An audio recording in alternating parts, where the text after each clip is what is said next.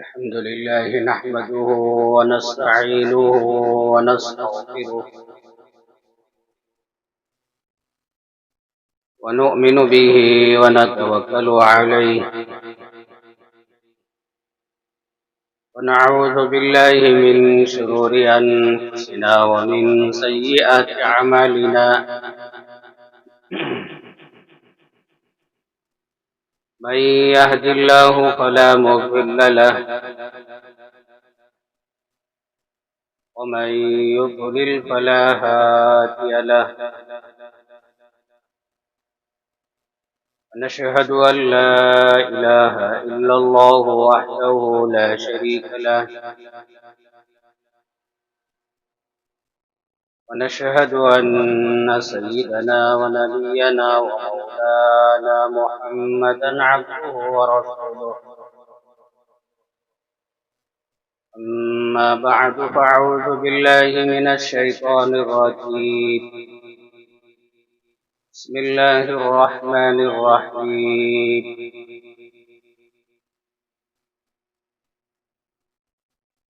يا أيها الذين آمنوا كتب عليكم الصيام كما كتب على الذين من قبلكم لعلكم تتقون قال النبي صلى الله عليه وسلم من صام رمضان إيمانا واحتسابا غفر له ما تقدم من ذنبه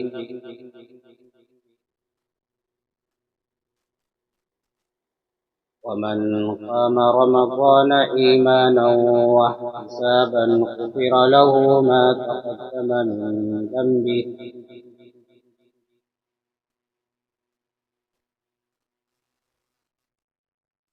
أو كما قال النبي صلى الله عليه وسلم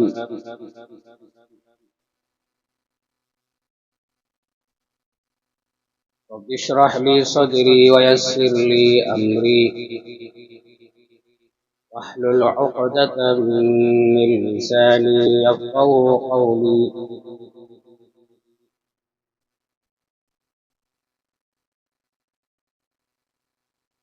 اللهم صل على محمد وعلى آل محمد كما صليت على إبراهيم وعلى آل إبراهيم إنك حميد مجيد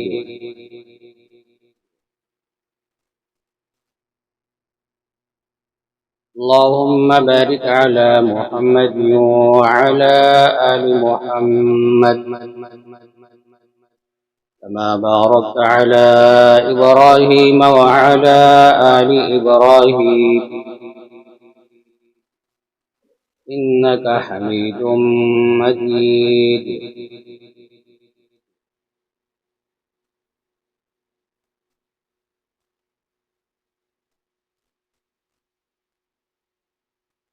سون تقبل سون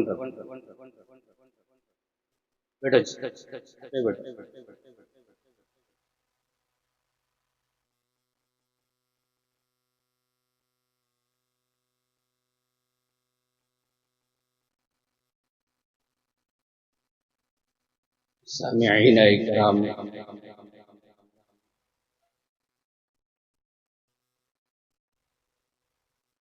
اللہ جل جلالہ نے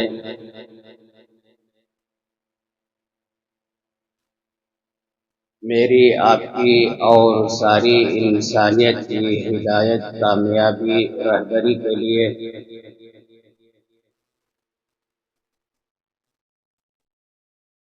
امام الانبیاء، سید الانبیاء، خاتم الانبیاء محمد رسول اللہ صلی اللہ علیہ وسلم کو روانہ فرمایا۔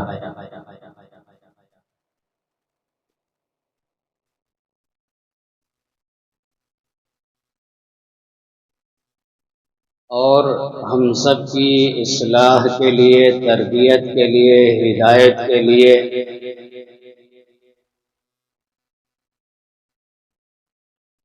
اللہ جل جلالہ نے قرآن مجید کو نازل فرمایا۔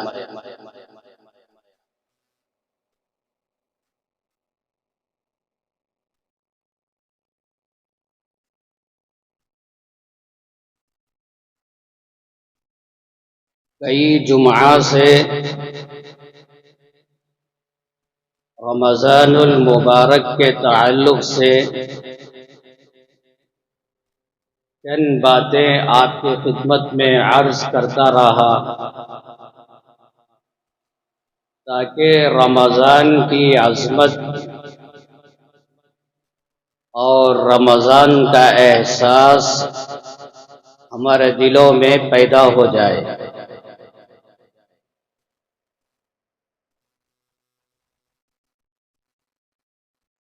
رمضان المبارک کا ملنا بہت بڑی نعمت ہے،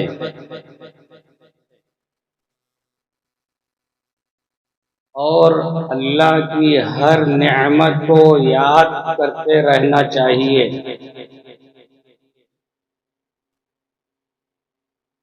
قرآن مجید میں اللہ نے بیان فرمایا، یا ایھا الناس اذکروا نعمت اللہ علیکم،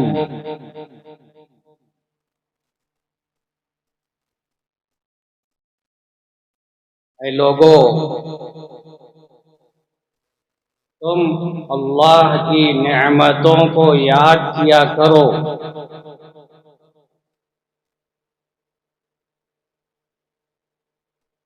نعمت کو یاد کرنے سے نعمت کا احساس دل کے اندر پیدا ہوتا ہے۔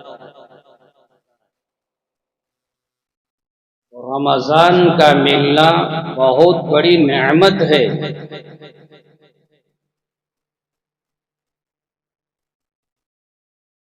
یہاں تک کہ حدیث پاک میں آیا،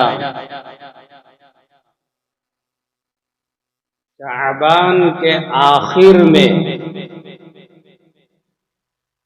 امام الانبیاء حضرت محمد الرسول اللہ صلی اللہ علیہ وسلم صحابہ کو جمع فرماتے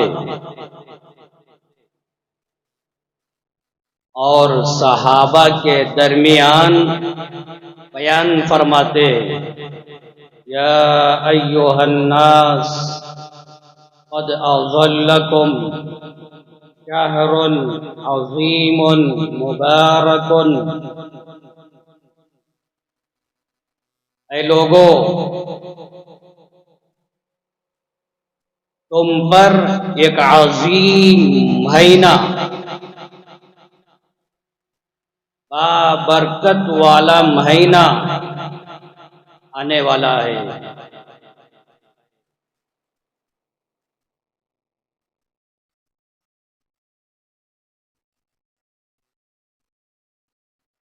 صحابہ کے دلوں میں رمضان کا احساس، رمضان کی عظمت کا احساس، رمضان کی نعمت کا احساس پیدا کرانے کے لیے اللہ کے نبی نے صحابہ کے درمیان بیان فرماتے تھے۔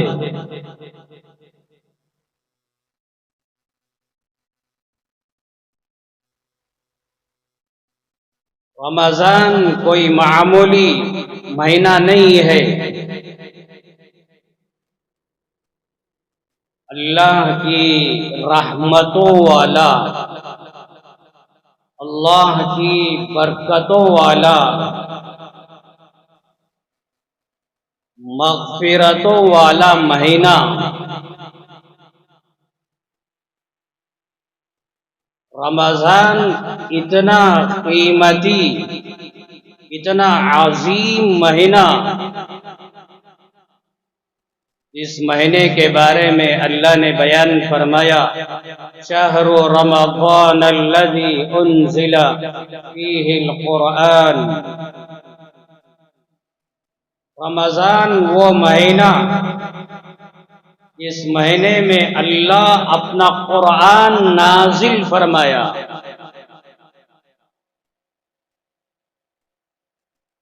اللہ کا قرآن کتنی بڑی نعمت، کتنی بڑی دولت تمام آسمانی کتابوں سے افضل، اعلی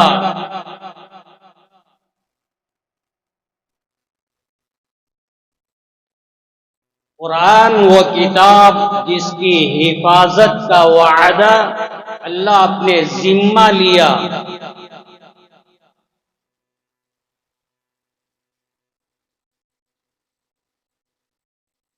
ایسی عظیم نعمت، ایسی عظیم کتاب اللہ نے رمضان میں نازل فرمایا۔ رمضان وہ مہینہ جس کے بارے میں امام الانبیاء حضرت محمد الرسول اللہ صلی اللہ علیہ وسلم نے بیان فرمایا، ان الجنت تزخرف لرمضان من رأس الحول الى حول قابل۔ رمضان کی آمد سے ایک سال پہلے، سال بھر اللہ جنت کو سجاتا ہے، جنت کی شان میں، جنت کی رونق میں اضافہ کرتا رہتا ہے۔ رمضان کے حسن و جمال میں، رمضان جنت کے حسن و جمال میں، جنت کی خوبصورتی میں اللہ اضافہ کرتا رہتا ہے۔ سال بھر اللہ جنت کو سجاتا ہے رمضان کے لیے۔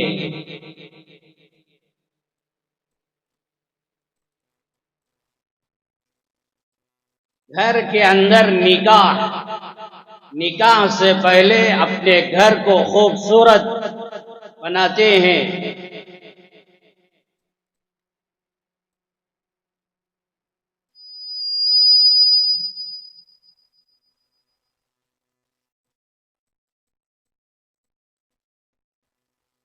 گھر کے اندر کوئی کارروائی آتی ہے، اس سے پہلے اپنے گھروں کو خوبصورت بناتے ہیں۔ رمضان وہ مہینہ، رمضان کے لیے اللہ جنت کو سال بھر سجاتا ہے۔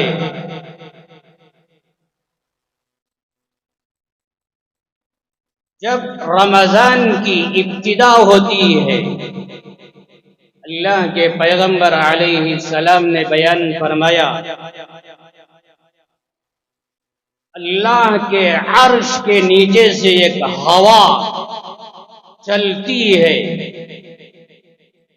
اور وہ ہوا جنت کے درختوں کے پتوں سے ٹکراتے ہوئے جنت میں رہنے والی حوروں کے جسم کو لگتی ہے۔ جیسے ہی وہ ہوا جنت کی حوروں کے جسم کو لگتی ہے، ان کے دل کے اندر، ان کے جسم کے اندر ارادے، نیتیں، خواہشات پیدا ہوتے ہیں۔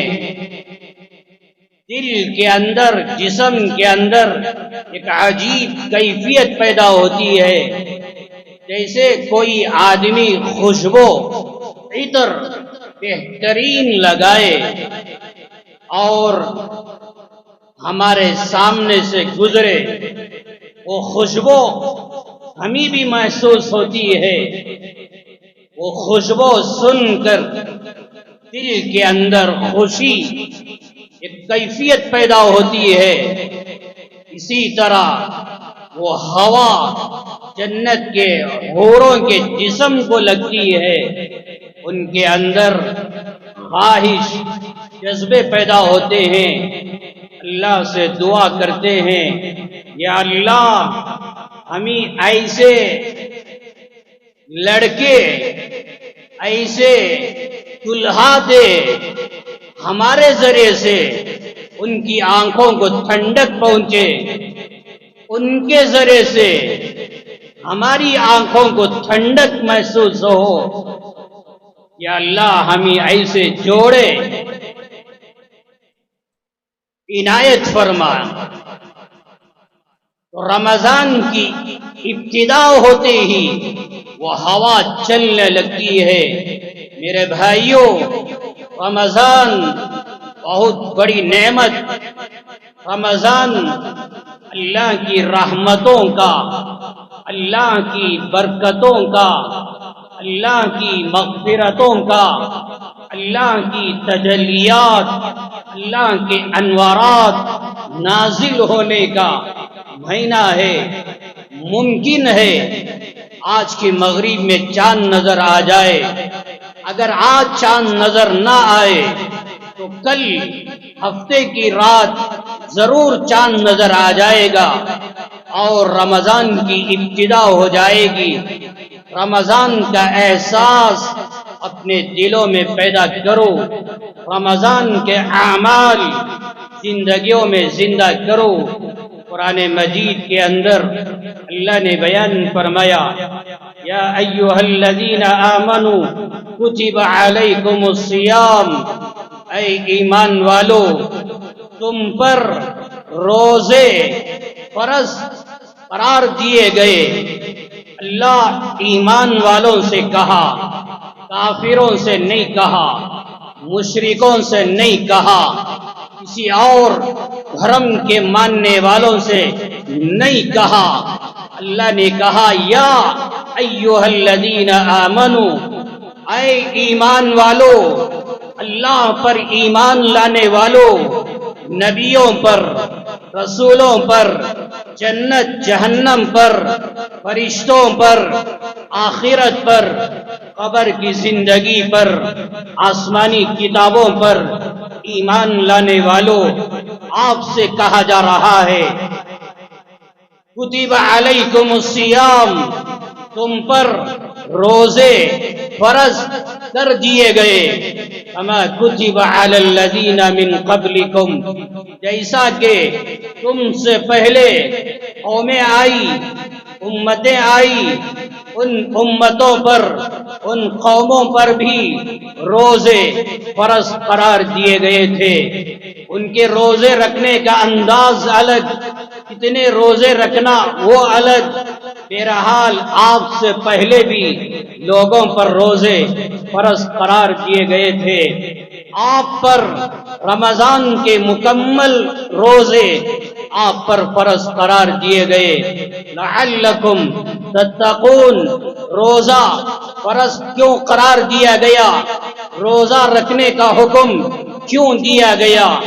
اللہ نے بیان فرمایا، روزوں کے ذریعے سے تمہارے دلوں میں تقوی پیدا ہو جائے، اللہ کی خشیت، اللہ کا ڈر، اللہ کا خوف، اللہ کی محبت، اللہ کی معرفت آپ کے دلوں میں پیدا ہو جائے تو روزے رکھنا فرض ہے۔ حدیث پاک میں اللہ کے پیغمبر علیہ السلام نے بیان فرمایا، اتاکم رمضان شہر مبارک فرض اللہ علیکم صیامہ، میری امت کے لوگوں، تم پر رمضان کا برکت والا مہینہ، رحمت والا مہینہ ضرور آنے والا ہے۔ اس مہینے میں اللہ نے تم پر روزے فرض قرار دیے ہیں۔ فرض اللہ، اللہ نے فرض قرار دیے ہیں۔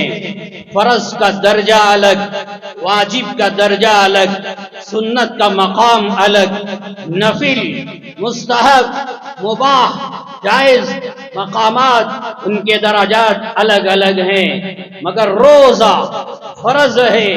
جیسے روزانہ 5 مرتبہ نماز پڑھنا فرض ہے، سال میں 1 مرتبہ اپنے مالوں کی زکوٰۃ ادا کرنا فرض ہے زندگی میں ایک مرتبہ مال کی بنیاد پر، مال رہنے کی بنیاد پر حج بیت اللہ کرنا فرض ہے۔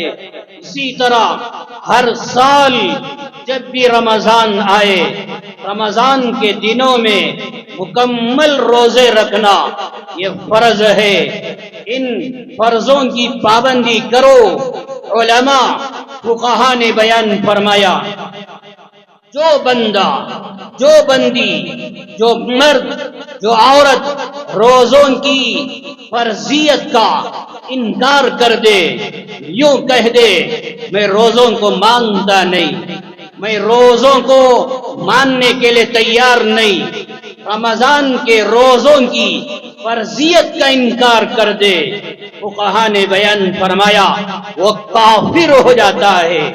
ہاں، جو انکار نہ کرے مگر روزہ رکھتا بھی نہیں، روزوں کا انکار بھی نہیں کرتا مگر روزے رکھتا بھی نہیں، فقہا نے بیان فرمایا صحت رہنے کے باوجود، طاقت رہنے کے باوجود کوئی شرعی عذر نہیں ہے، پھر بھی وہ رمضان کے روزے نہیں رکھ رہا ہے، علماء نے بیان فرمایا وہ مجرم ہے، وہ سیاہکار ہے، وہ گنہگار ہے، وہ اللہ کا باغی ہے۔ اس لیے میرے بھائیوں، رمضان کے اندر روزوں کا اہتمام کرو۔ 1400 سال پہلے امام الانبیاء، سید الانبیاء محمد الرسول اللہ صلی اللہ علیہ وسلم نے بیان فرمایا من صام رمضان ایمانا واحتسابا غفر له ما تقدم من ذنبی۔ بخاری میں، مسلم میں روایت ہے، جو اللہ کا بندہ، جو اللہ کی بندی، مرد ہو یا عورت، ایمان کے ساتھ، احتساب کے ساتھ، مطلب یہ ہے روزہ رکھنا اللہ کا حکم، اللہ کا حکم سمجھ کر ایمان لاتے ہوئے، روزوں کی فرضیت پر ایمان لاتے ہوئے روزوں کا اہتمام کرنے والے، اور میں روزہ رکھوں گا اللہ مجھے ثواب دے گا، مجھے انعام دے گا، مجھے بدلہ دے گا، یہ یقین کے ساتھ، ایسا نہیں میں نے لوگوں کو دیکھا اس لیے میں نے بھی روزہ رکھا، میرے ماں باپ کو دیکھا میں نے بھی روزہ رکھا، میں نے بڑوں کو دیکھا میں نے بھی روزہ رکھا، لوگوں کو دیکھ کر نہیں بلکہ روزوں پر ایمان لاتے ہوئے اور روزہ رکھنے پر اللہ مجھے ثواب دے گا، مجھے انعام دے گا، ایسے ایمان کے ساتھ، ایسے احتساب کے ساتھ جو بندہ، جو بندی روزوں کی پابندی کرتے ہیں، اللہ کے نبی نے بیان فرمایا غفر له ما تقدم من ذنبی، روزہ رکھنے والوں تمہارے پچھلے گناہ اللہ معاف کر دے گا۔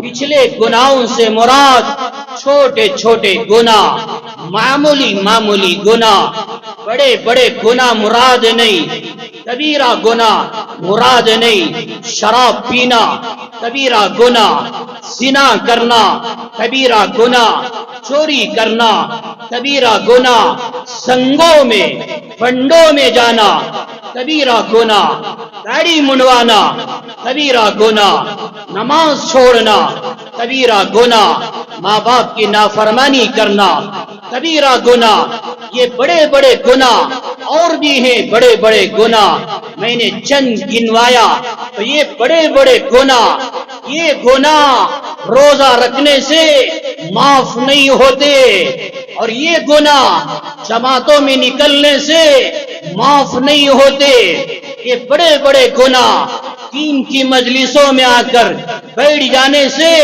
معاف نہیں ہوتے، گشتوں کی محفلوں میں اور دعوت کی مجلس میں عمومی بیان میں بیٹھ جانے سے یہ بڑے بڑے گناہ معاف نہیں ہوتے۔ بڑے گناہ معاف ہونے کے لیے سچے دل سے توبہ کرنا ضروری، جن کا حق ہم نے دبایا ان کا حق ان کو واپس کرنا ضروری ہے۔ میرے بھائیوں، یہ وضو بنوانے سے گناہ معاف ہو جاتے ہیں۔ اپنے گھر سے وضو بنا کر مسجد کے لیے نماز کے لیے آؤ، آپ کے قدم اٹھانے پر رکھنے پر ایک ایک گناہ معاف ہوتے ہیں۔ اسی طرح روزہ رکھنے سے گناہ معاف ہوتے ہیں۔ یہ اعمال کے کرنے سے جو گناہ معاف ہوتے ہیں، یہ گناہوں سے مراد چھوٹے چھوٹے گناہ، معمولی معمولی گناہ۔ بڑے گناہ معاف ہونے کے لیے توبہ ضروری، لوگوں کے حقوق ادا کرنا ضروری۔ بہرحال اللہ کے نبی نے بیان فرمایا، رمضان کے روزوں کی پابندی کرو، غفر لہ ما تقدم من ذنبی، اللہ تمہارے پچھلے گناہ، چھوٹے چھوٹے گناہ معاف کر دیتے ہیں۔ جنت اللہ ایمان والوں کے لیے بنایا، جنت مسلمانوں کے لیے بنایا۔ وہ جنت میں اللہ نے 8 دروازے رکھا ہے۔ 8 دروازوں میں سے ایک دروازے کا نام باب الریان، الریان، جس کے بارے میں امام الانبیاء محمد الرسول اللہ صلی اللہ علیہ وسلم نے بیان فرمایا۔ وہ جنت کے 8 دروازوں میں سے ایک دروازہ ریان جس کا نام، یہ دروازے سے وہ لوگ داخل ہوں گے جو رمضان میں روزوں کی پابندی کرتے ہیں، روزوں کا اہتمام کرتے ہیں۔ میدان محشر قائم ہوگا، اللہ کی طرف سے اعلان ہوگا، این الصائمون، روزہ رکھنے والے کہاں ہیں؟ مرد روزہ رکھنے والے کہاں ہیں؟ عورتیں روزہ رکھنے والے این الصائمون کہاں ہیں؟ آ جاؤ آ جاؤ، روزہ رکھنے والے اللہ کے طرف آگے بڑھیں گے اور وہ جنت کا دروازہ الریان کھلا ہوا ہوگا۔ یہ روزے داروں کو، مرد ہو یا عورت، وہ دروازے سے داخل کر دیا جائے گا۔ اللہ کے نبی نے بیان فرمایا، جب روزہ رکھنے والے اندر چلے جائیں گے وہ دروازے کو بند کر دیا جائے گا۔ روزہ رکھنے والوں کے علاوہ کوئی اور مرد عورت وہ دروازے سے داخل نہیں ہوں گے۔ وہ دروازہ پانے کے لیے، وہ دروازے سے داخل ہونے کے لیے روزوں کا اہتمام کرو۔ آپ چاہو بیت اللہ، کعبۃ اللہ، مسجد حرام، چاروں طرف دروازے، آپ جو دروازے سے داخل ہوں بیت اللہ تک آپ پہنچ جائیں گے، کعبۃ اللہ تک آپ پہنچ جائیں گے۔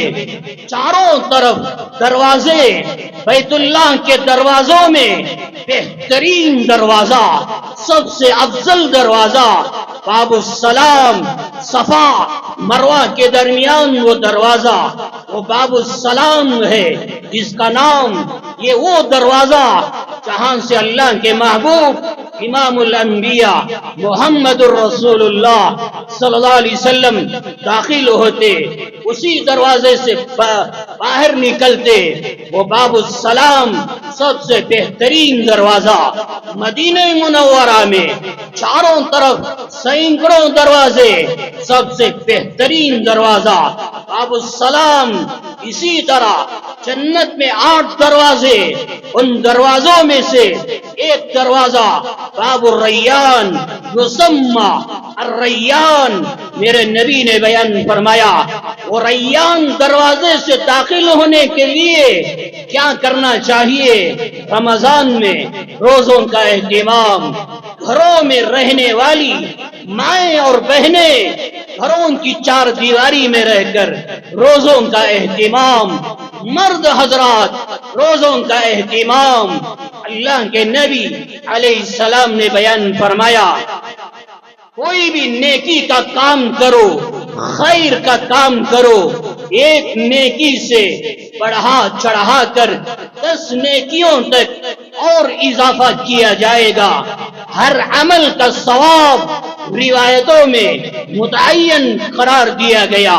نماز پڑھو اتنا ثواب ملے گا، 1 روپیہ خرچ کرو اتنا ثواب ملے گا، ایک مرتبہ سبحان اللہ کہو اتنی نیکیاں ملیں گی، ایک مرتبہ درود پڑھو اتنا ثواب ملے گا۔ ہر نیکی کا ثواب اللہ کے نبی نے بیان فرمایا، مگر روزہ اس کا اجر و ثواب متعین نہیں ہے۔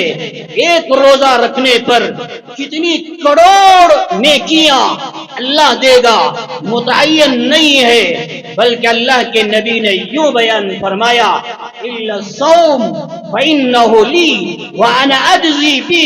اللہ بیان فرماتا ہے میرے بندے روزہ میرے لیے ہے، اس کا اجر و ثواب میں دوں گا۔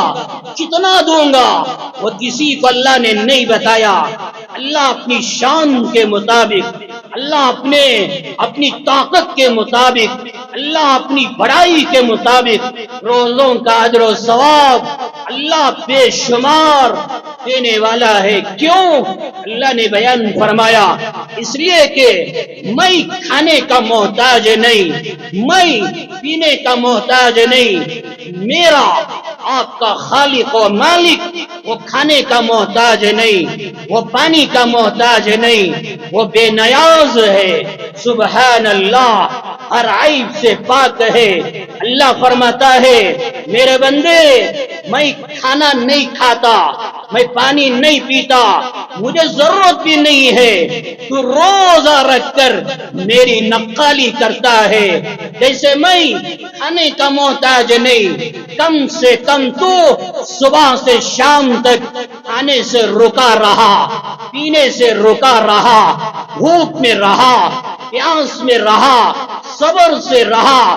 میرے بندے جب تو نے روزہ میرے لیے رکھا، کھانا میرے لیے چھوڑا، پانی میرے لیے قربان کیا، اس کا اجر و ثواب میں اپنی شان کے مطابق تجھے دینے کے لیے تیار۔ تو روزے کی اہمیت کتنی بڑی ہے کہ اللہ روزوں کا اجر و ثواب اپنی طرف سے دے رہا ہے۔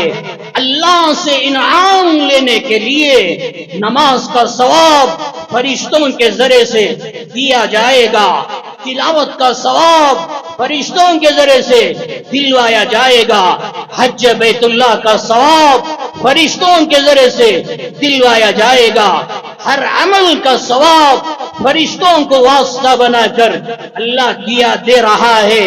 مگر روزوں کا اجر و ثواب اللہ اپنی طرف سے دے رہا ہے۔ آجا میرے بندے، روزوں کا ثواب میں دینے کے لیے تیار۔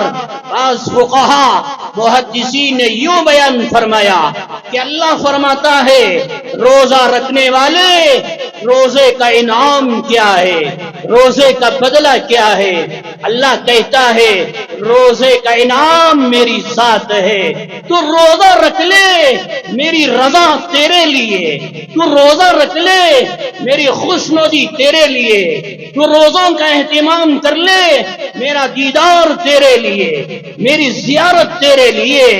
اتنا بڑا انعام اللہ اپنے بندوں کو دے رہا ہے۔ آج کتنے نوجوان ایسے بے حیا بے شرم ہیں، رمضان بھی آتا ہے، دیکھو گلیوں میں، بازاروں میں، راستوں میں، ہوٹلوں میں بیٹھ کر چائے پینے والے، سگریٹ اور پان پارک کا استعمال کرنے والے، کیا ہو رہا ہے؟ رمضان کی ناقدری، روزوں کی ناقدری، رمضان کی بے حرمتی، روزوں کی بے حرمتی کرنے والے، ایسا نہ کرو، ابھی سے نیت کرو، روزوں کا اہتمام کریں گے، رمضان کے اعمال کی پابندی کریں گے۔ اللہ کے محبوب امام الانبیاء حضرت محمد الرسول اللہ صلی اللہ علیہ وسلم نے بیان فرمایا وَمَنْ قَامَ رَمَضَانَ إِيمَانًا وَاحْتِسَابًا غُفِرَ لَهُ مَا تَقَدَّمَ مِنْ ذَنْبِهِ۔ بخاری میں، مسلم میں روایت ہے، آپ نے بیان فرمایا جو اللہ کا بندہ یا بندی ایمان کے ساتھ رمضان میں قیام کرے، رمضان میں قیام کرے، قیام سے مراد علماء نے لکھا تراویح کی نماز تراویح کی نمازوں کا اہتمام کرے، رمضان میں تراویح پر ایمان لے کر آئے اور یہ یقین بٹھائے تراویح پڑھوں گا اللہ مجھے انعام دے گا، مجھے ثواب دے گا۔ ایسے ایمان کے ساتھ، ایسے احتساب کے ساتھ جو بندہ جو بندی رمضان میں تراویح کی نماز پابندی کے ساتھ ادا کرتے ہیں، اللہ کے نبی نے بیان فرمایا غفر لہ ما تقدم من ذنبی، تمہارے پچھلے چھوٹے چھوٹے گناہ اللہ معاف کر دیتا ہے۔ اس لیے میرے بھائیوں، رمضان میں تراویح کا اہتمام کرو۔ رمضان کی راتوں میں عشاء کی نماز کے بعد مسجدوں میں تراویح کی نماز 30 رکعتیں پابندی کے ساتھ پڑھی جاتی ہیں، مگر ہوتا کیا ہے، تراویح پڑھنے کے لیے تیار نہیں، تراویح میں اللہ کا قرآن سننے کے لیے تیار نہیں۔ نسائی ابن ماجہ میں روایت، اللہ کے محبوب صلی اللہ علیہ وسلم نے بیان فرمایا شہر کتب اللہ علیکم صیامہ، رمضان وہ مہینہ جس مہینے میں اللہ روزوں کو فرض قرار دیا ہے، وَسَنَنْتُ لَكُمْ قِيَامَهُ، اور رمضان کی راتوں کے قیام کو یعنی تراویح کو سنت قرار دیا ہے، مسنون قرار دیا ہے۔ آگے اللہ کے نبی نے فرمایا فَمَنْ سَامَهُ وَقَامَهُ إِيمَانًا وَاحْتِسَابًا غُفِرَ خَرَجَ مِنْ ذُنُوبِهِ كَيَوْمٍ وَلَدَتْهُ أُمُّهُ، اللہ کے نبی نے بیان فرمایا جو بندہ جو بندی روزوں کا اہتمام، تراویح کا اہتمام، دونوں باتیں بیان فرمائی، جو بندہ جو بندی روزوں کا اہتمام، تراویح کا اہتمام، یہ دو عمل کی پابندی کریں گے، وہ اپنے گناہوں سے ایسے نکل جاتے ہیں جیسا کہ وہ ابھی اپنی ماں کے پیٹ سے پیدا ہوئے ہیں، جیسے بچہ اپنی ماں کے پیٹ سے دنیا میں آیا گناہوں سے پاک و صاف معصوم ہونے کی حالت میں آیا، اسی طرح جو بندہ جو بندی روزوں کی تراویح کی پابندی کر لے وہ اپنے گناہوں سے ایسے نکل جاتے ہیں گویا کہ وہ ابھی اپنی ماں کے پیٹ سے پیدا ہوئے ہیں۔ مگر یاد رکھو یہاں بھی گناہوں کی معافی سے مراد چھوٹے چھوٹے گناہ، کبیرہ گناہ معاف ہونے کے لیے توبہ ضروری، کسی اور کا حق ادا کرنا باقی، ان کے حقوق ادا کرنا ضروری۔ بہرحال فرمایا تراویح کا اہتمام کرو، مرد حضرات مسجدوں میں آئے، تراویح کا اہتمام کریں اور اللہ کا قرآن تراویح میں سنے۔ آج کتنے ہزاروں مسلمان نوجوان ایسے اللہ کا قرآن دیکھ کر بھی پڑھنا نہیں آتا۔ غنیمت جانو کم سے کم سال میں ایک مرتبہ تراویح میں آؤ، اللہ کا قرآن سنو، محبت کے ساتھ سنو، شوق کے ساتھ سنو، عشق کے ساتھ سنو، اللہ کا قرآن کی عظمت دل میں بٹھا کے سنو، غفلت میں، سستی میں، کاہلی میں اور فلاں ایسی حالت میں نہ سنو۔ تراویح دیر سے ادا ہو، محبت کے ساتھ سنو، شکایتیں اعتراضات نہ کرو، دیر سے کیوں پڑھایا جا رہا ہے، قیام لمبا کیوں ہو گیا، رکوع سجدہ لمبا کیوں ہو گیا، اور سحری میں اٹھنے کا مسئلہ اتنی دیر سے تراویح کیوں پڑھی جا رہی ہے، یہ شکایتیں چھوڑو، یہ اعتراضات ختم کرو، محبت کے ساتھ آؤ، شوق کے ساتھ آؤ، دیوانے بن کے آؤ، اللہ کے دیوانے بن کے آؤ، قرآن کے دیوانے بن کے آؤ، محبت کے ساتھ آؤ، کھڑنے کی طاقت نہیں ہے، بیٹھ کر تراویح میں اللہ کا قرآن سنو، مگر تراویح نہ چھوڑو۔ رمضان میں آپ نے فجر کی پابندی کی، ظہر کی، عصر کی، مغرب کی پابندی کی، مگر رمضان میں عشاء کی نماز کا جنازہ آپ نکالتے ہیں کیوں؟ عشاء کی نماز کو جائیں گے، تراویح ادا کرنا ہوگا، یہ بہانے سے عشاء کی جنازے کی نماز نہ نکالو۔ عشاء فرض، تراویح سنت، عشاء بھی پڑھو، تراویح بھی پڑھو۔ گھروں کے اندر ہماری مائیں اور بہنیں تراویح جتنی سورتیں ان کو یاد ہیں، 10 سورتیں، 15 سورتیں، 20 سورتیں، انہی سورتوں کو سامنے رکھ کر ہماری مائیں اور بہنیں اپنے گھر کی چار دیواری میں روزانہ عشاء کی نماز کے بعد 20 رکعت تراویح، عورتیں تراویح کا اہتمام کریں۔ عورتیں یہ نہ سمجھیں تراویح مردوں کے لیے ہے، تراویح مسجدوں میں ادا کی جاتی ہے، تراویح میں مکمل قرآن پڑھا جاتا ہے۔ ہم تو گھر میں رہنے والی، ہم تو عورتیں، ہم تو قرآن مکمل یاد نہیں، یہ بہانہ نہیں۔ مرد لوگ تراویح مسجدوں میں ادا کریں گے، ہماری مائیں اور بہنیں اپنے گھروں کے اندر روزانہ 30 رکعت تراویح پابندی کے ساتھ پڑھو، اور لوگوں کے دماغ خراب مت کرو۔ 8 رکعت پڑھنا یا 20 رکعت پڑھنا، پاگل ہیں، دیوانے ہیں، چھوڑو یہ اعتراضات۔ 20 رکعت تراویح صحابہ کا عمل، فقہاء کا عمل، محدثین کا عمل، ابدال اقطاب کا عمل، سیدنا عمر فاروق کا عمل، ہزاروں صحابہ صحابیہ کا عمل۔ مکہ اور مدینے میں 20 رکعت تراویح۔ ہاں، لاک ڈاؤن کے بعد ماحول بدلایا گیا، اب کا ماحول سعودی کا ہمارے لیے کوئی قابل نمونہ نہیں ہے۔ سعودی کا ماحول ہمارے لیے کوئی رہبر، کوئی نمونہ، کوئی اور نہیں ہے۔ ہمارے لیے نمونہ صحابہ کی سیرت اور فقہاء کے اقوال ہیں۔ بہرحال وہاں 10 رکعت پڑھی جاتی ہے، وہ اپنی جگہ۔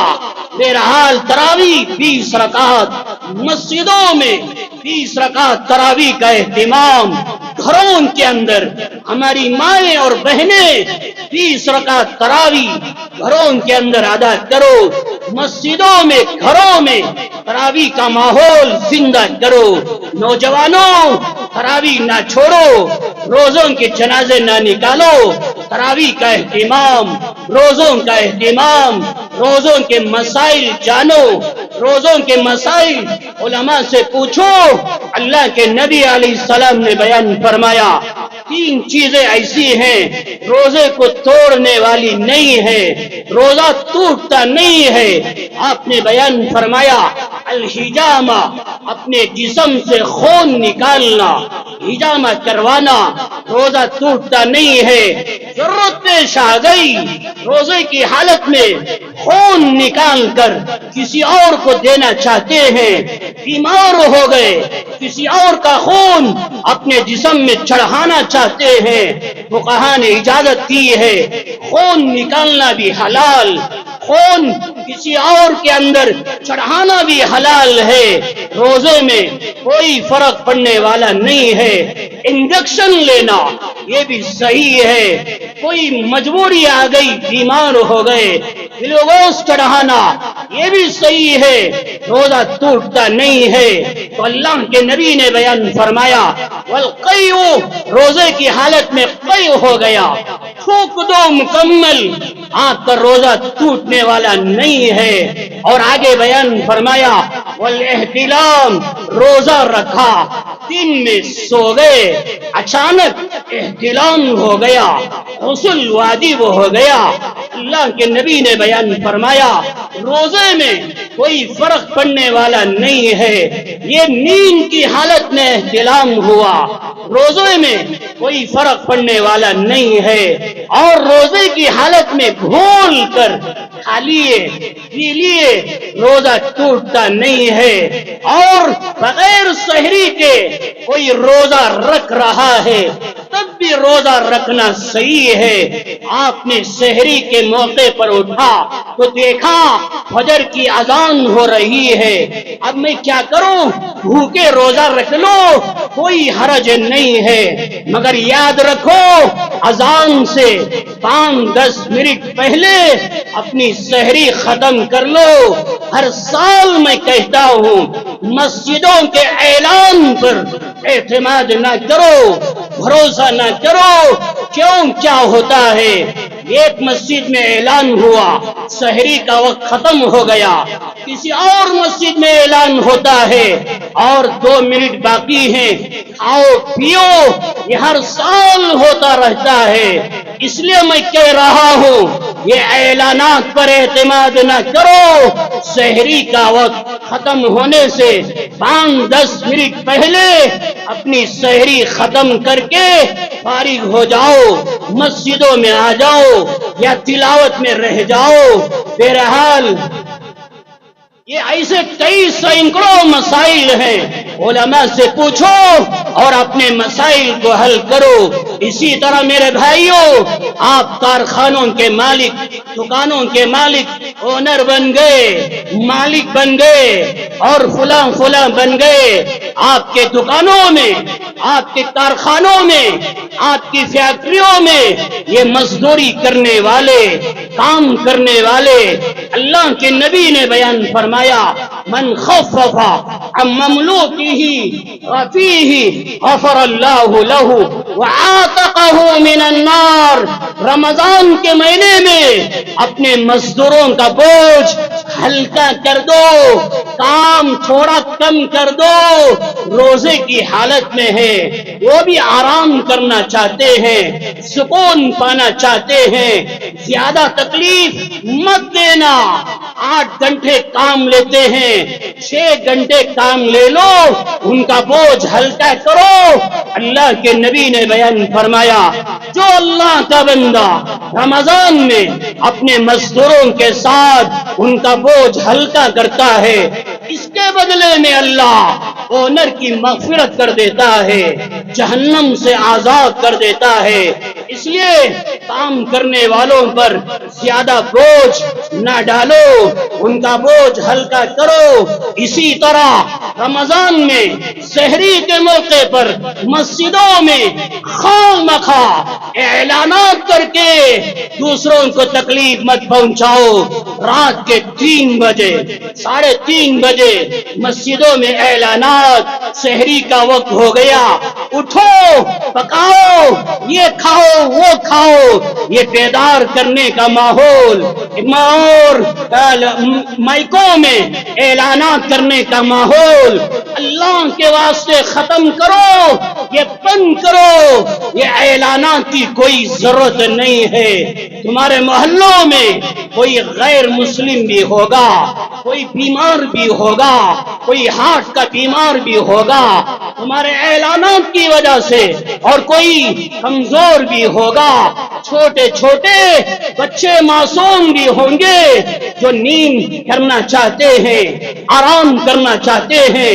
تمہارے اعلانات کو سن کر ان کے نیند میں خلل ہو رہا ہے، ان کو تکلیف پہنچ رہی ہے. یہ تکلیف دینا یہ بھی حرام ہے.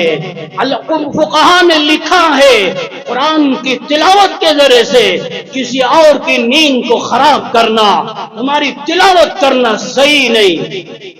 جب قرآن کی تلاوت سے کسی اور کے سکون کو ختم کرنا صحیح نہیں ہے. یہ اعلانات کے ذریعے سے کسی اور کو تکلیف دینا یہ صحیح نہیں ہے. اعلانات اللہ کے لیے بند کرو، ختم کرو. ارے الارم کا زمانہ، موبائل کا زمانہ، جگانا ہی چاہتے ہیں موبائل کا استعمال کرو. کال کرو، فون کرو، نیند سے بیدار کر دو. تو مسجدوں میں یہ جو ماحول پایا جا رہا ہے یہ ماحول ختم کرو. مسجدیں اللہ کا گھر ہیں، اللہ کے گھر ہیں. مسجدوں کا ادب، مسجدوں کی عظمت اپنے دلوں میں پیدا کرو.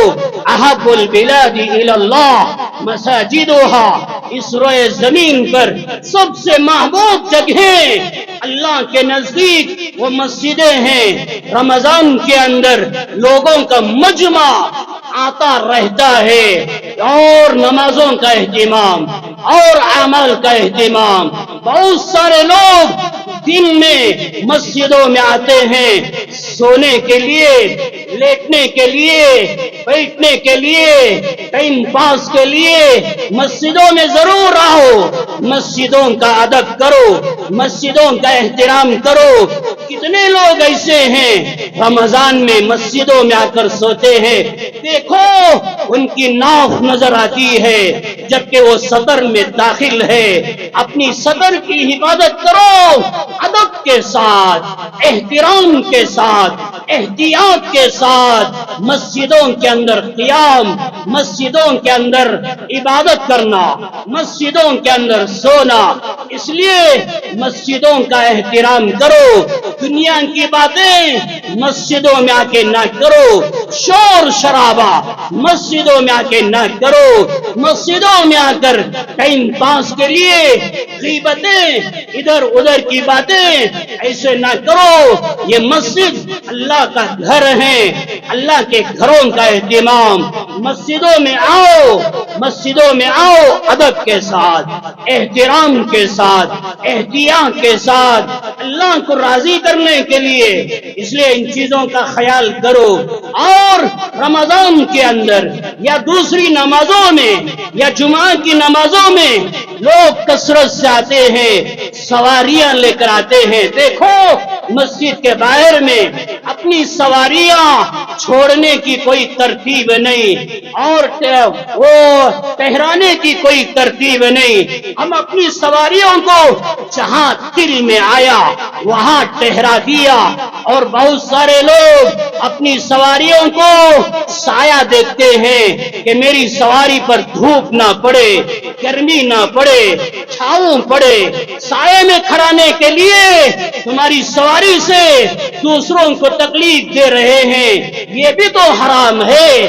آیا نماز کے لیے، آیا تراویح کے لیے، آیا جمعہ میں، مگر دوسروں کو تکلیف دے رہا ہے. یہاں نماز بھی ہو رہی ہے، وہاں تکلیف دے کر حرام میں مبتلا بھی ہو رہا ہے. سواریوں کی احتیاط بھی کرو. اور میرے بھائیوں اور بہت ساری باتیں تھی مگر رمضان کے اندر اعمال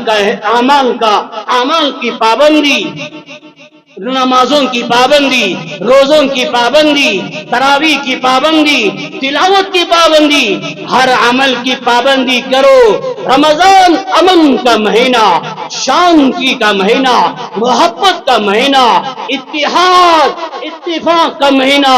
دلوں کے اندر رمضان کے اندر اپنے دلوں میں پیار پیدا کرو، امن پیدا کرو، شانتی پیدا کرو، آپس میں اتحاد پیدا کرو. دیکھو رمضان میں روزہ رکھتے ہیں، کسی اور کو گالی دینا دل گوارا نہیں کرتا. روزہ رکھتے ہیں، کسی اور کو مارنا دل گوارا نہیں کرتا. رمضان میں روزہ رکھتے ہیں، جھوٹ بولنا دل گوارا نہیں کرتا. رمضان امن کا مہینہ، شانتی کا مہینہ، پیار کا مہینہ. رمضان میں دلوں میں پیار پیدا کرو، محبت پیدا کرو، اتحاد پیدا کرو.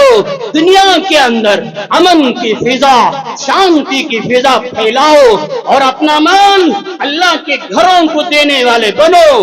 میرا مال اللہ کے گھروں کے لیے، میرا مال مسجدوں کے لیے، میرا مال خانقاہوں کے لیے، میرا مال مدرسوں کے لیے. مال کما کے دین پر لگانا، مسجدوں پر لگانا یہ بہت بڑی نعمت ہے.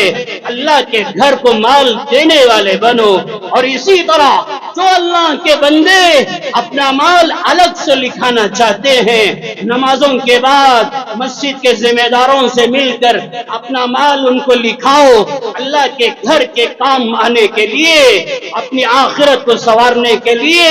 اس لیے مسجدوں پر اپنا مال لگاؤ، فلسطین آزاد ہو، مسجد اقصی آزاد ہو، وہاں امن کی فضا قائم ہو، شانتی کی فضا قائم ہو، دعاؤں کا اہتمام کرو، پوری امت کے لیے دعائیں کرو، خاص کر رمضان میں فلسطین کے حق میں دعائیں کرو۔ ارے وہ تمہاری مائیں ہیں، وہ تمہاری بہنیں ہیں، وہ تمہارے بچے ہیں، اپنی ماؤں کا، اپنی بہنوں کا، اپنے بچوں کا خیال کرنا یہ ہمارا ایمانی فریضہ، اخلاقی فریضہ ہے۔ کم سے کم دعاؤں کا اہتمام، رمضان میں تہجد میں افطاری میں جب بھی دعا کریں کم سے کم دعا تو کرو، یا اللہ فلسطین کو آزاد فرما، مسجد اقصی کو آزاد فرما۔ اتنا بولنے کے لیے بھی تیار نہیں، دعاؤں کا اہتمام کرو، رمضان کی قدر کرو، نیتیں کرو، رمضان میں ایمان والا بن کر، مومن بن کر، مسلمان بن کر عمل کروں گا، ہر عمل زندہ کروں گا، بقیہ رمضان بھی زندگی بھر اعمال کی پابندی کرتے ہوئے اپنی زندگی گزاروں گا۔ اللہ سے دعا فرمائے اللہ ہم کو عمل کی توفیق عطا فرمائے۔ آمین وآخر دعوانا ان الحمدللہ رب العالمین۔